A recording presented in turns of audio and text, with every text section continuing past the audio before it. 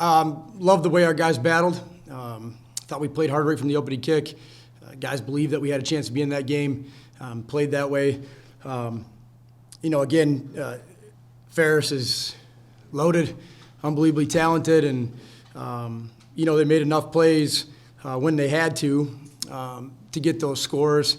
But I give our guys a lot of credit. You'd be down 21-7 at half, come out and get the score to answer it. To get it within a one-score game, and then we just couldn't get that timely turnover or big play in the fourth quarter to start it. We get the ball back and down by 2 scores. If we could have went back and answered one, I thought like we had a chance, and our guys were staying in it positive and played with excitement right up to the very end. And unfortunately, we just didn't get that break we needed. You guys know this. Obviously, you can't turn the ball over on the block punt in your own end to where you give them a short field. That was one of the things we talked about all week, is just making sure they have to earn everything they get. And for the most part, I thought we did that.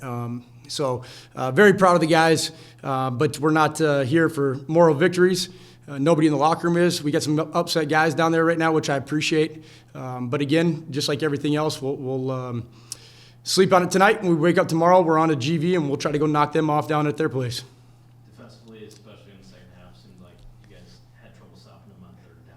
Yeah. What did they do to convert on all those and keep your offense off the field? They made plays. I feel like we got home a couple different times, and their Q would get himself out of trouble. And it doesn't matter what it is if it's a hitch out in the flats, if it's a dig over the middle of the field that Xavier took, whatever it was, 70 yards on the one. The Q is the same thing. If you don't get multiple hats to it where you can corral him, he's an athlete in space as well. And, I think the one thing that Zero does, especially being the Q that's going to throw out a majority of the time for them, he doesn't ever look stressed. He's always kind of poised and under control. Those guys up front are big and do a good job protecting him. But I thought he did a nice job with his feet. We got home a couple times, and we got a hand on him, couldn't get him to the ground, and ultimately that's all it was. I don't think that they were doing anything special. It was just third and 10, one guy makes a play, and then next thing you know, you're restarting the drive. And anytime they can go multiple right on the drive I'm thinking of in the third quarter, it's third and 10, they convert, third and 9, whatever it is. But you're getting right to the end of a drive, and then they reset it and keep going, and our guys are on the field. And it was just unfortunate that we couldn't make that one big play to get them down. But again, our guys battled, and outside of the block punt, I felt like they had to earn everything they got. They at least know that they were in a football game, getting back on the bus. But we got to be able to make 1 or 2 more plays, if we're going to beat a team like that. And offensively, it seems like you guys kind of struggled to get anything going on the ground. I know you guys were chasing in the second half, so yeah, a lot. But did that box you in at all with what you wanted? Nope. It was part of the game plan. We had some things that we were going to try, but we knew going in that this was not the matchup for us. Trying to pound sand in the middle of the box with the guys that they had up front, and they're big, they're talented, they play their responsibilities really well with that structure that they play, which allows their inside linebacker to just float to the football. Our guys up front, I thought, did a really nice job to be able to pass protect. I don't know what we threw it. It had to be a majority of the downs, but to throw it as many times as we did and keep the Q relatively clean. There's a couple there in the second quarter where they flushed us out and we couldn't get to the sticks or some of our concepts set up. But to take what's traditionally easier to do, to get off the football and run block somebody, and to run screens and get out and try to get those guys in space. There's a couple where we're one big block away, but again, you're asking an offensive lineman to go stand in space with some of the best athletes in the league, and that's not an easy thing to do. But they kept going, and fortunately for us, those screens to D-Will or to the tailback kept us going at times, and going into it, to be honest, that was a big part of what we consider our run game for today, just with what we were dealing with in the box. So nothing that the O-line did or the backs did. It just was one of those days where we were not going to beat our head against the wall. We were going to go where we thought we had advantages, and I thought our skill guys took advantage of that. There's special teams kind of give them a slight advantage today. You talked about the block punt, but there was also a punt they had that pinned you at the 1. Yep. And that was in the second quarter. Sure. Did that kind of give them just a slight upper hand? Yeah, I mean, we'll do the, the stats and see, who won the kicking game. But you get the block punt, they down us on the 1, and then, the kickoff in the first quarter or first half, whenever it was, it got brought back past the 50.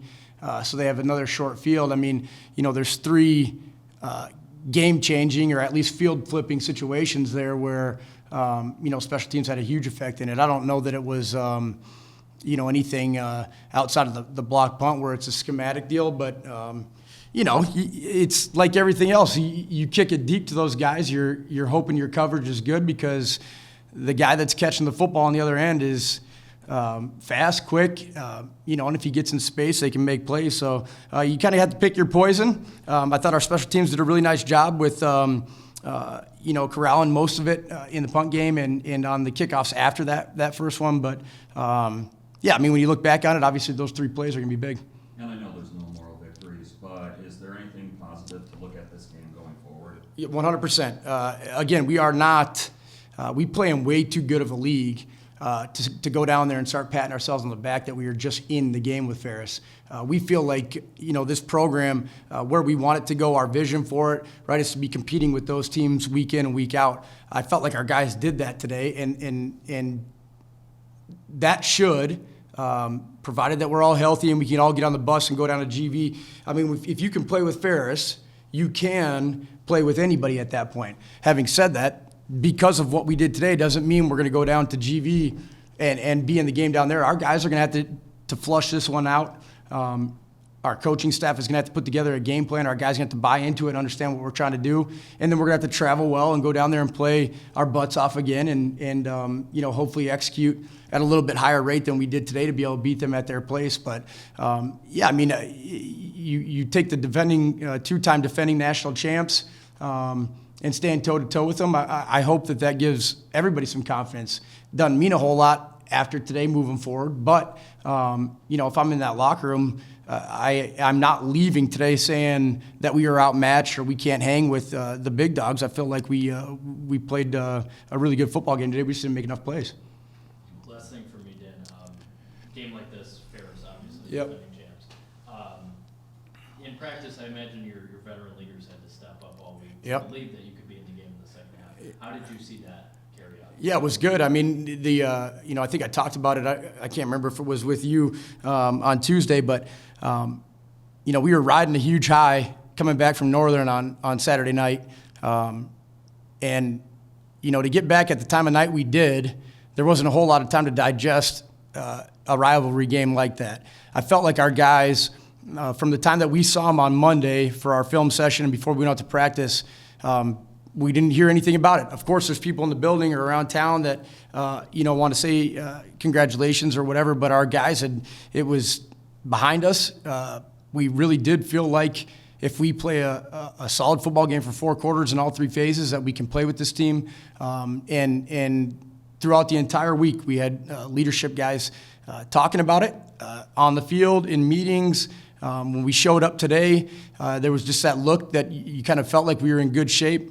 There's been many times that I've walked up that hill and that team is coming out of the other locker room where we've had guys that tuck their tail and want to go the other way.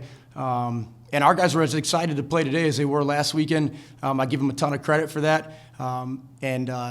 We'll go back to work on Monday, and we'll get on the bus with our 58. And when we get down there, I hope that mentality is still there. I trust that it will be. I've been giving our guys a ton of credit throughout the entire fall, that our leadership in that locker room is incredible.